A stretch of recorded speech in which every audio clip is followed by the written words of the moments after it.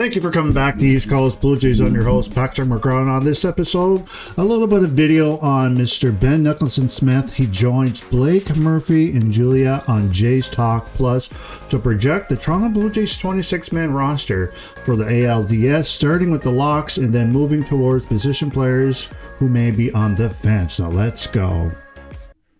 We start on the hitter side. Hitter side's a little more straightforward off the top, right? I think it's more straightforward. Okay. I think you've got 12 guys that are like pretty clearly going to be on there. I will go through them and you guys can tell me at the end if you think any of those guys are not a lock.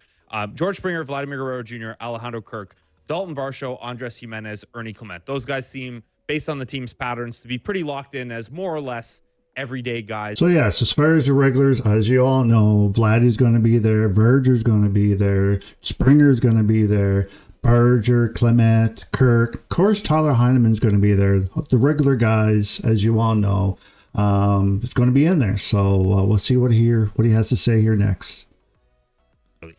Addison Barger, Nathan Lucas, David Schneider, guys who have been very effective, used in platoon roles. Obviously, some positional versatility, opening up some options there. Miles Straw, pretty good defensive option, the best pinch running option you have on the roster and a defensive replacement. Tyler Heineman, because you need a backup catcher. Yeah, backup guys like Miles Straw in the dugout. He plays great defense out in the outfield, pinch running. And then your backup guy, Tyler Heineman. He can come in anytime. He can even bunt as well. So he won't be the starter in the postseason, but definitely be a good fit if something happens to Kirk or if he needs to come in to pinch hit or pinch run for Kurt. But Ben, first, are any of those 12 not obviously in there for you? I think they're all in there. I think that someone like Straw, you just need him. He's so good defensively. He's such an important part of how this team has locked. I mean, as far as Miles Straw, yes, Miles Straw, you got to lock him in. Not only his defensive side of things, he is a Gold Glover. He's great on base, stealing. He's also a great bunter and great teammate, and he can definitely run the bases for sure. Down leads late, pinch running. Straw to me is on this roster. Just for anyone who might be, wondering, is that really a lock? I do think it's really a lock. Nathan Lucas, I think, is interesting. He was trending away from being a lock to me, but then final weekend of the season, like what a finish, right? For Nathan Lucas to hit that home run, to make some really sound defensive plays as well. So I think that Lucas is on this team. And then Santander, as you said, Blake, I mean, you don't start someone and bat them cleanup in the most important game of the regular season with your season on the line. But yeah, exactly. It's great to have Tony Taters back, but him just coming back from some injury issues that he's been off for the whole year pretty much.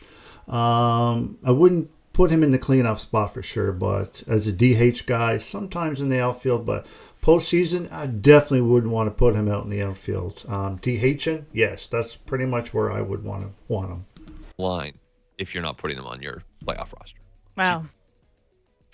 That's, I don't know. I think I'm kind of with you on the Nathan Lucas stuff, but just because the defense has been so good and reliable all season long, and we know that the Blue Jays really value that. And when you look at Anthony Santander and the fact that he is playing the field, I thought that it was, even when he wasn't hitting particularly well, I thought that this guy would make the roster just because of the versatility, the fact that you can trust him to foul off pitch after pitch, even when he's not going well at the plate. So it's been interesting for me just on Nathan Lucas to hear that perspective. I have to disagree with her because Nathan Lucas, he's been great all year long. Yes, he's been hot at the end the last month or so, but he's been doing this thing all year long. He's a great contact hitter. He plays great defense out in the outfield. He does make a few errors on bases, but overall, I think he's definitely a lock-in for sure. Say David Schneider or Miles Straw against a left-handed pitcher, which the Jays are definitely going to see some lefties in the DS, whether it's Crochet, whether it's Max Fried. There's some really good left-handed pitchers they're going to face. So you will have a David Schneider, a Miles Straw starting those games. Maybe an IKF. We'll get to that. So then later in those games, you're going to want to have the lefty complement. Righty reliever comes in. Who comes in? Well, you're going to want Nathan Lucas. You're going to want to have those left-handed options. Maybe it's an Andres Jimenez who starts a certain game on the bench. Boom, they're in the game. You have that kind of complementary skill set. Best nine, but Miles Straw is like the pinch run option on this team as well. Yeah, so back to Miles Straw.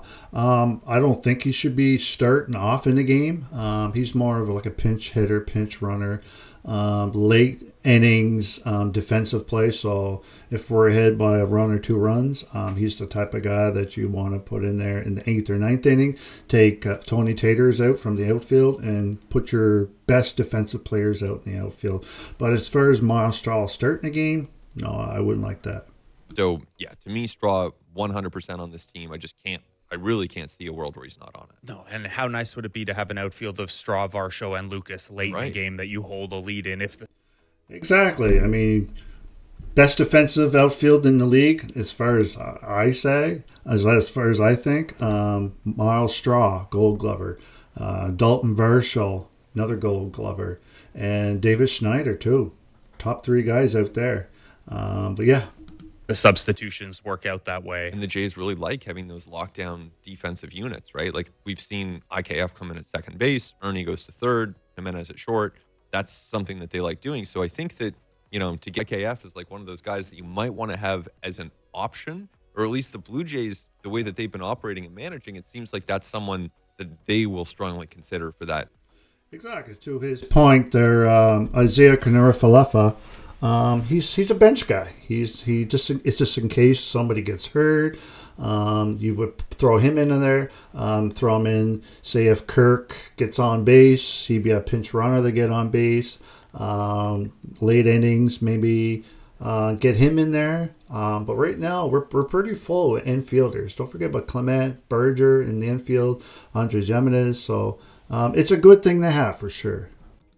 For one of those final position player spots. I would agree with you. We know that the Blue Jays value, and John Schneider specifically and his staff really do value the ability to maneuver these positions late in games. IKF is not on your roster.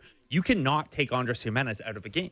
So if you don't want to start him against a lefty, if you want to take him out against a tough lefty reliever or something like that, because your infield would then be Barger, Clement, and Davis Schneider. They have a defensive alignment that goes Barger, Clement, Schneider, third, short, second. Yeah, they wouldn't want that. I think that's pretty clear. And, the Jays, they give us so many hints as far as like how they're actually using these pieces, these players now. Like they tell you how they're probably going to do it in their next must-win game, or, games that are extremely high leverage starting Saturday and Sunday. So I think that we can infer from that they are going to want IKF. And someone like a Joey Loperfido, who has barely been used, I think he would have to be on the outside looking in, even though he brings a clear skill set. He's been very good in the major leagues this year, to his credit, but they just haven't used him as much. Whereas IKF, they've used him pretty frequently when it comes to late game situations. So I think that outlines the path of using IKF, keeping him on the roster, and potentially having Loperfido on the outside looking in. Yeah, so I totally agree with Ben Nicholson-Smith. They didn't use Joey Loperfido a lot. They did. He's a guy that just kind of throw in there every once in a while. He's an all right outfielder, but I think Joey's outside looking in as far as Isaiah Kanara-Falefa. I think he's pretty much in there. He's probably gonna be playing a lot for the Jays in the postseason because his defensive side of things is good. He's got great speed. But yeah, I feel the same way. I think Joey's looking in and Isaiah's in. Yeah, that's a tough one. Over the last 19 games, Isaiah Kanara-Falefa has played in almost all of them, in some form or another. He has not started many. He's only had 20 plate appearances over those 19 games, but he's played in 16 of them. It would be a big loss for them not to have this player that they're using almost every day. And clearly, they're not trying to get the bat in there, but they do like the glove. So I think that. So yeah, exactly what he was saying. As far as you all know, the Blue Jays love defense. So they're more leaning towards Isaiah Kanara-Falefa. They've been playing him a lot more, 16 out of 20 games. Not so much Joey, but the trend of this team is all defense. That's very telling. Yeah, and you shouldn't like the bat, to be clear. I know that he's a righty, and there was some talk about he would give you a little bit of optionality against left-handed pitching. He has not hit left-handed pitching well this year or last year. In fact, he's actually much worse against lefties over the last couple of years of his career, which may be a small sample or whatever. The only scenario is think they've shown us they would use him in a we need I was contact gonna say. only situation. Like we have to build a big inning. There is, or maybe even there's a hit and run situation on, but like down by 1, runner on second base, you need a single. Yes, or you need a single or a guy who can bunt. So yeah, the 13 guys, as you all know, will be Vladdy, George, Burchell, Kirky, Berger, Clement, IKF, David Schneider, Andres Yemedes, Tony Taters, Lucas, Tyler Heineman as your backup catcher. Miles Straw will be off the bench. As far as Jory Lipperfield, he'd be looking out and looking in. As far as Bo Bichette, not sure what exactly is going to happen there, but that's pretty much your 13 guy. You got a guy like Ernie Clement is going to be probably be your everyday player.